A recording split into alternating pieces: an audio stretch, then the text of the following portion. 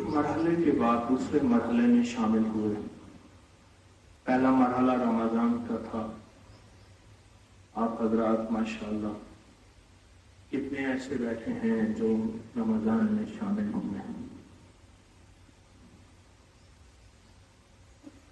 اور رمضان کی برکتوں میں شامل ہوئے. کتنے ایسے ہیں اور رمضان کی سعادتوں میں شامل ہوئے.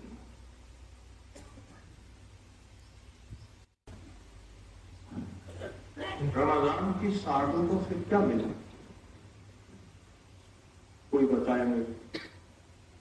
رمضان کی برکتوں سے کیا ملا؟ مجھے ایک سال تسبیح کھانے میں کہنے لگے عید کے دن، اس نے کہ 70 سال میری عمر ہے، زندگی میں پہلی دفعہ روزے رکھے ہیں، تراویحیں پڑھی ہیں، قرآن سنا ہے اور 5 وقت نماز پڑھی تسبیح کھانے کی برکت سے. پہلی تو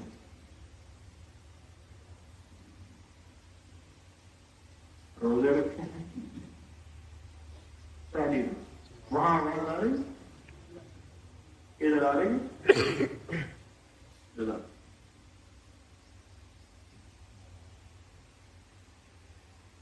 پہلی دفعہ تسبیح خانے میں نماز پڑھی، روزے رکھے، قرآن سنا. پہلی دفعہ ایک سال مجھ سے کہنے لگے احساس ہوا کہ اللہ کیسے کہتے ہیں. میں مختلف تفصیلیں بتا دوں تھوڑے. ایک سال کہنے لگے کہ ہر مسلک ہر فرقے کے ساتھ آج تک میں نہیں مل بیٹھا تھا. یہ مسجد اس کی ہے، یہ اس کی ہے، اس کی ہے. یہاں احساس ہوا، یہاں احساس ہوا. وہاں ہم نے اہل حدیث کی افطاری کچھ منٹ پہلے، شیعہ کی افطاری 10-12 منٹ بعد، اہل سنت کی افطاری، سب کو افطاری دی. اور ہر سال ایسے ہوتا ہے. آج بھی اس مجمع میں ہر مذہب، ہر فرقہ، ہر رنگ، ہر نسل، آج بھی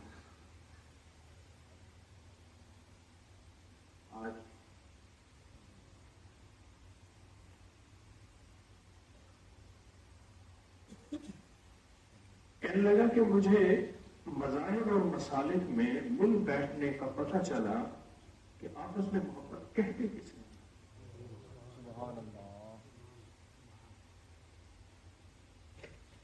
آپس میں پیار کہتے کس ہیں.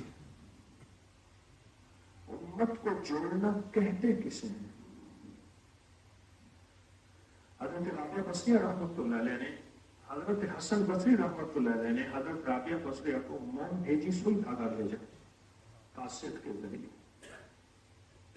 تو انہوں نے پوچھا کہ یہ کیا چیز آپ نے بھیجی ہے؟ کیا چیز بھیجی؟ بھائی لنگر کھانے والے حضرات آ گئے ہیں، ان کو بھی بلائیں. کوئی حویلی میں کہیں کوئی بندہ نہ ہو کسی خدمت میں. قاصد سے پوچھا کہ کیا چیز بھیجی؟ اس نے کہا میں نے سوئی دھاگا اس لیے بھیجا ہے کہ امت فرقوں میں ٹکڑوں میں بٹ گئی ہے اور امت کو فرقوں اور ٹکڑوں سے نکالنا ہے اور سینہ ہے. کیا کرنا؟ سینہ. سوئی دھاگے سے مراد سینہ. سوئی دھاگا تو اس لیے بھیجا. اور موم کیوں بھیجی؟ کہا موم اس لیے بھیجی خود بھول جاؤ، پگھل جاؤ اور دوسروں کو روشنی دے جاؤ. تمہاری کوئی تعریف نہ کرے. مجھے کچھ لوگوں نے رمضان میں کہا کہ 70 سال ایک ساتھ کہنے لگے میری زندگی کے گزرے ہیں، پہلی دفعہ تراویحیں پڑھی، قرآن سنا، 5 وقت کی نماز پڑھی، اور پتہ نہیں کیا بتا رہے ذکر کیا زندگی میں پہلی دفعہ ایک صاحب مجھ سے کہنے لگے، ایک صاحب مجھ سے کہنے لگے کہ زندگی میں پہلی دفعہ مجھے احساس ہوا کہ ہر مذہب، ہر مسلک، ہر فرقے، ہر رنگ اس سے مل بیٹھنا ہے، یہ بھی زندگی ہے۔ پہلی دفعہ پتہ چلا، ورنہ کہتے تھے یہ اس کی مسجد ہے، یہ اس کی ہے، یہ اس کی محفل ہے، یہ اس کی ہے۔ ایک بندہ کہنے لگا پہلی دفعہ پتہ چلا کہ یہ درود بھی ہمارا ہے، اللہم صلی علی محمد وآل محمد۔ اس کی دلیل میں نے دی کہ ہر اتحیات میں یہ درود پڑھتے ہیں۔ پہلے اتحیات کا درود پڑھیں، درود ابراہیم، بس بس، اللہم صلی علی محمد وعلی، دو روایتیں ہیں، دونوں روایتیں ٹھیک ہے، اللہم صلی علی محمد وعلی محمد وعلی آل محمد، ایک ہی لفظ۔ ہم پتہ چلا یہ تو نماز میں پڑھتے ہیں، لیکن شاید یہ دوسروں کا درود ہے، ہمارا نہیں ہے۔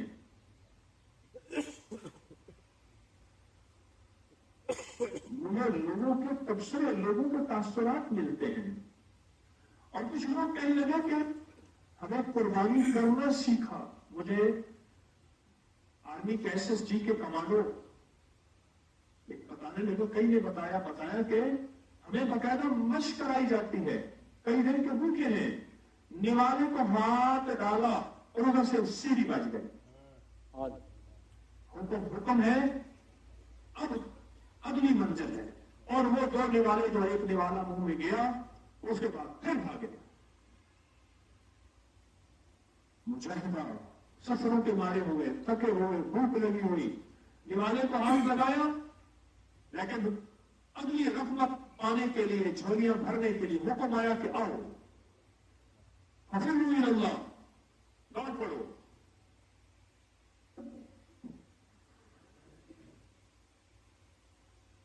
ففروا الی اللہ۔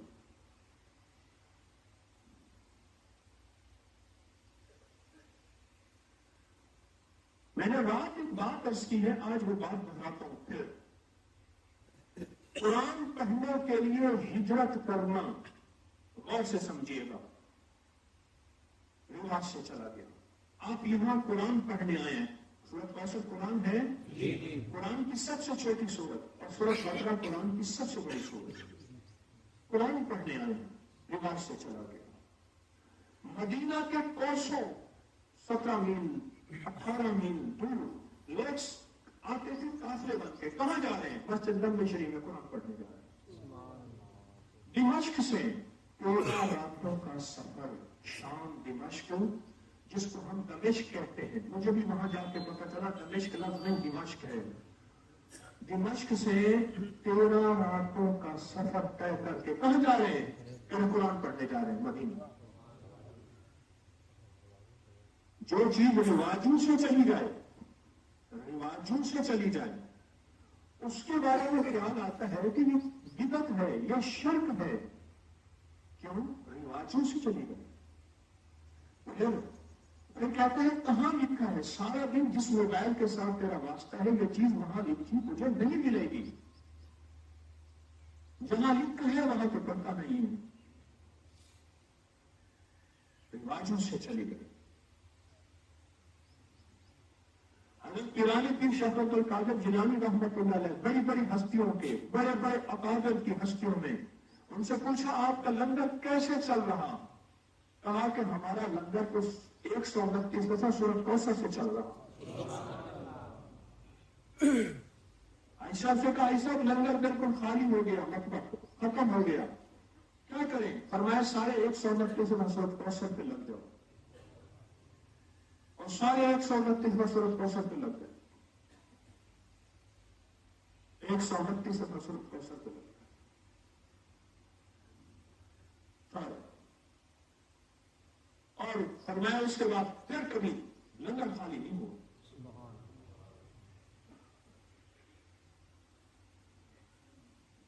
اچھا میرے کوئی زیادہ درس نہیں ہوں گے، کوئی لمبے بیان نہیں ہوں گے، یہاں تو ہمیں یکسوئی چاہیے۔ کہیں حویلی کے کسی کونے میں، کہیں اس لیے میں نے کہا تھا جائے نماز کپڑا لے آنا، کہیں کسی درخت میں، کہیں کسی کونے میں، کہیں کسی کونے میں سورۃ کوثر پڑھنی ہے، اور دل کے ساتھ، جذبوں کے ساتھ، کیفیتوں کے ساتھ عرشی رزق لینا ہے نسلوں کے لیے، نسلوں کے لیے، نسلوں کے لیے، رزق روحانی اور رزق جسمانی۔ اور ایک میری درخواست ہے، میں گزروں آپ کھڑے ہو جائیں، عمل نہ توڑیے گا، اس وقت ماننا اسی میں ہے۔ میں گزروں آپ مسافر کے لیے آئیں، عمل نہ توڑیے گا۔ میں گزروں آپ کو ہماری بات سن لے، اسی بات سنانے کے لیے تو میں نے کوثر میں بلایا ہے، لیکن بات سنانے سے بعد کوئی مسئلہ ہوگا، انہی مسائل کے حل کے لیے تو آپ اسی عمل کے لیے تشریف لائیں ہیں۔ یکسوئی جتنی زیادہ حاصل کریں گے، آج کا دن ہے، رات ہے، کل کا دن ہے، کچھ رہ جائیں گے، کچھ چلے جائیں گے، ہے ایک ہی رات باقی، کوئی 9 راتوں کا عمل تو ہے نہیں، 9 راتیں گزارنے جا رہے ہیں تسبیح خانے حویلی، 9 راتیں، ایک رات بس ختم، کل عصر کے وقت دعا واپسی، بس انشاءاللہ۔ اس لمحے کو، اس گھڑی کو قیمتی بنانا، مجسر کو مؤثر بنانا ہے، یکسوئی کی انتہا کر دینی ہے۔ کل ایک جوان نے مجھے یکسوئی کو بتائی، کون بتا رہا تھا سانس روک کے، کہاں ہے وہ؟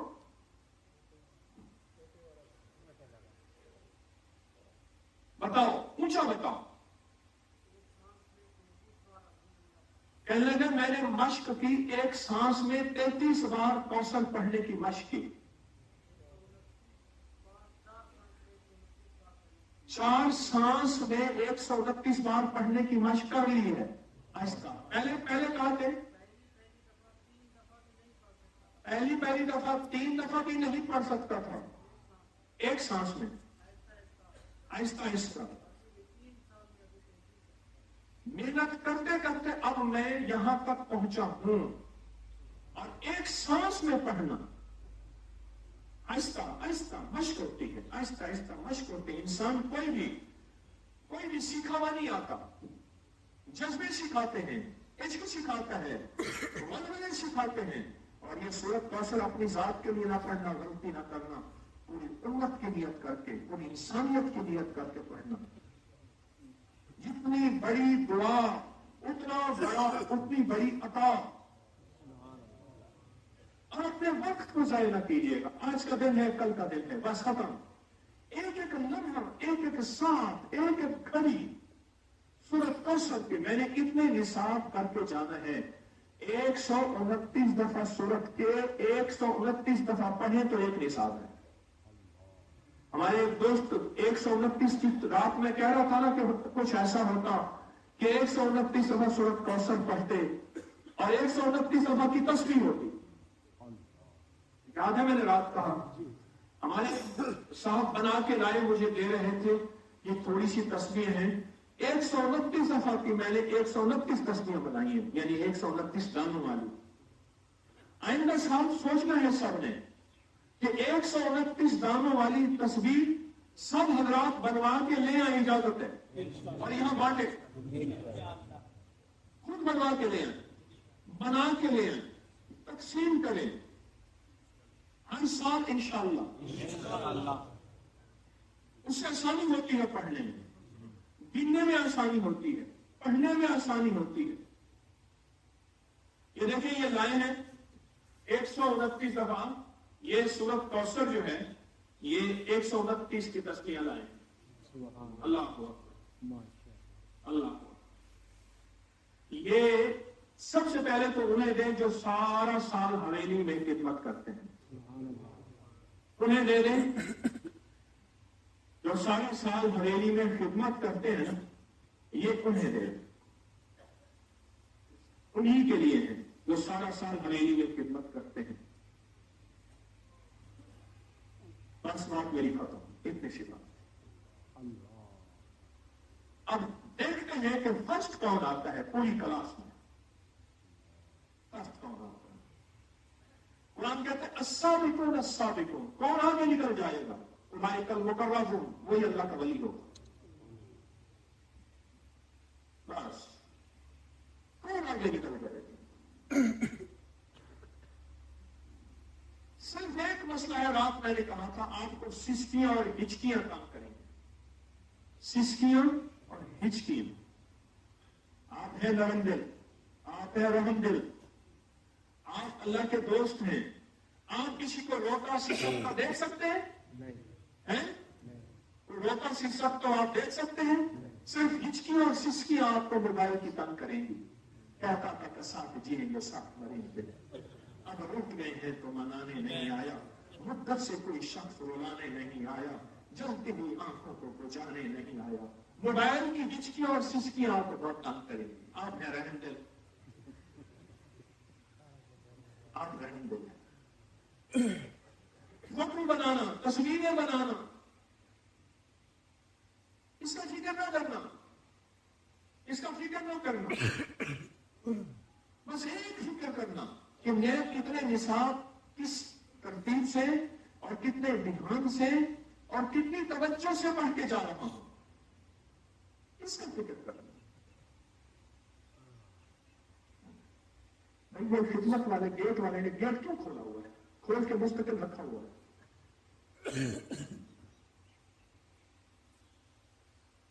بولے آپ کس کیفیت کے ساتھ پڑھیں گے؟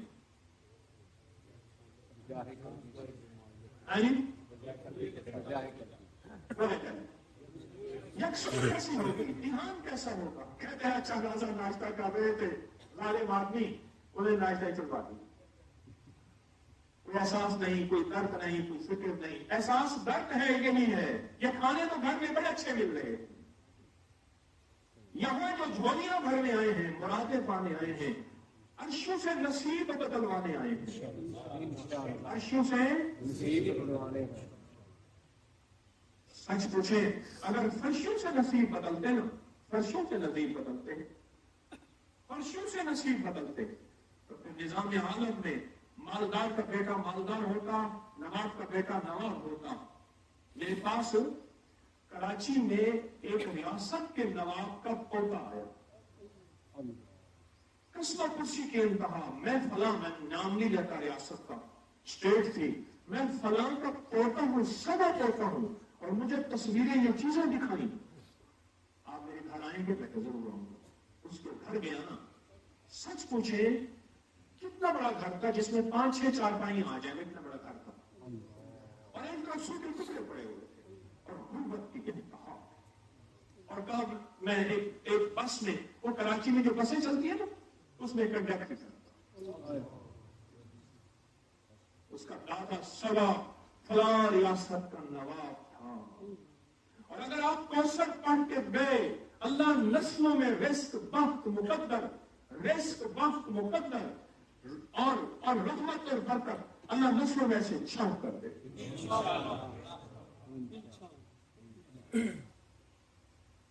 نسلوں میں چھاؤ کر دے.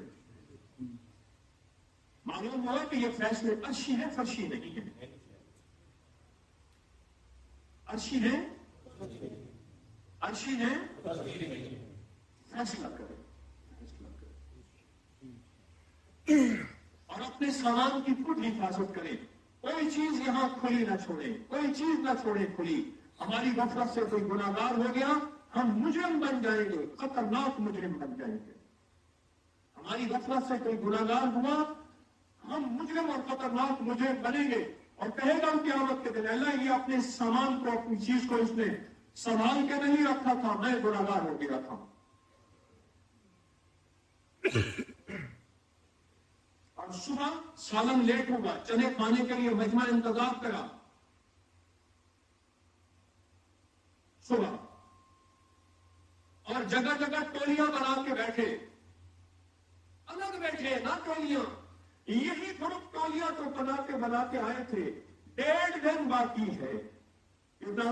1.5 دن باقی ہے. اس 1.5 دن میں نسلوں کے لیے عزت، دولت، برکت، روح، روحانیت. اور میں سورۃ کوثر پڑھنے والے کو دیدار مصطفیٰ ہوتا ہے. سورۃ کوثر پڑھنے والے کا جادو ٹوٹتا ہے. سورۃ کوثر پڑھنے والے کے لیے جنات ہاتھ باندھتے ہیں. سورۃ کوثر پڑھنے والے کے لیے رزق کے دروازے کھلتے ہیں. سورۃ کوثر پڑھنے والے کے قرضے ایسے دور ہوتے ہیں جیسے ہوا بادلوں کو لا کے لے جاتی ہے. اور میں سورۃ کوثر پڑھنے والے کے لیے نسلوں میں اللہ 3 چیزیں دیتا ہے: رزق کے دروازے، عزت کے دروازے، صحت کے دروازے. اور سورۃ کوثر پڑھنے والوں کی نسل میں بیٹے، المال والبنون، یہ مال اور بیٹے عطا فرماتے ہیں. سورۃ کوثر پڑھنے والے کے لیے اللہ پاک آل رسول اور صحاب رسول کی زیارتیں ہوتی ہیں. اور سورۃ کوثر پڑھنے والے کے پرانے روگ ختم ہوتے ہیں. سورۃ کوثر پڑھنے والے کا دل سیاہ ہے، سفید ہوتا ہے.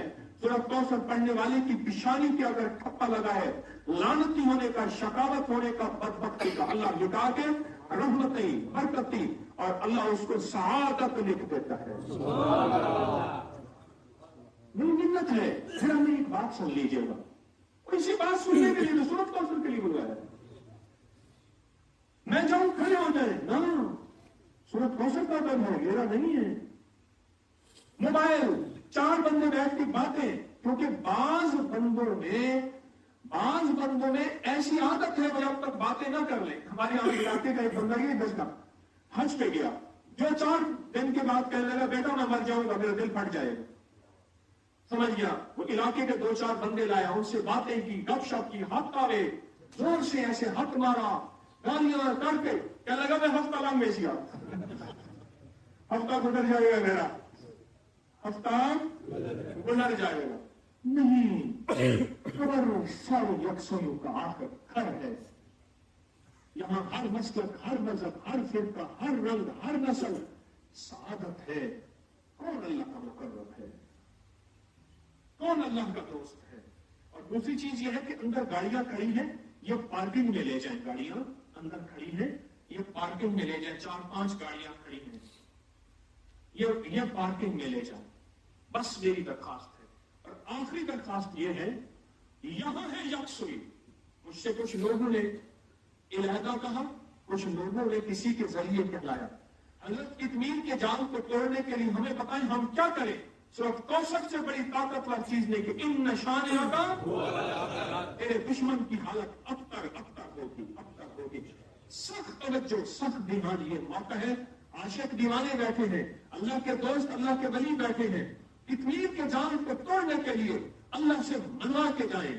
انشاءاللہ اللہ سے منوا کے جائیں، اللہ سے منوا کے جائیں. کفا باللہ ولیا وکفا باللہ نصیرا. بس نماز کا وقت مجھے بتا دیں، ظہر کتنے بجے ہوگی بھائی؟ ابھی کیا وقت ہوا؟ نہیں. صبح ناشتہ کتنے بجے کیا آپ نے؟ 7 بجے ناشتہ کیا. نماز کی ترتیب کوئی ایسی بنائیں کہ نماز، دوپہر کا کھانا، پھر پھیل جائیں. شام عصر کتنے بجے ہوگی بتا دیں؟ 5:15 عصر ہوگی. 1:30 بجے ظہر ہوگی. کتنے بجے؟ 1:30 بجے. اور مغرب ہوگی. عشاء کتنے بجے ہوگی؟ 8:15 بجے عشاء ہوگی. سمجھ گئے اللہ والے؟ ظہر کتنے بجے؟ 1:30 بجے. عصر کتنے بجے؟ 5:15. مغرب اور عشاء. جلدی سونے کی ترتیب بنائیں اور اٹھ کر پھر رات کی تنہائیوں میں بیٹھ کے اس کریم سے مانگیں اور اللہ سے کہیں اللہ اس حویلی کو کیا مت رکھا. ایسے یہاں ذکر کے ہفتے ایسے ہی لگے رکھیں اور پھر کتمیر کے جال کو توڑنے کا فیصلے کروائیں گے. موقع ہے اور ہے بھی صورت وہی کہ ان نشانیاں کا ہوا لگتا.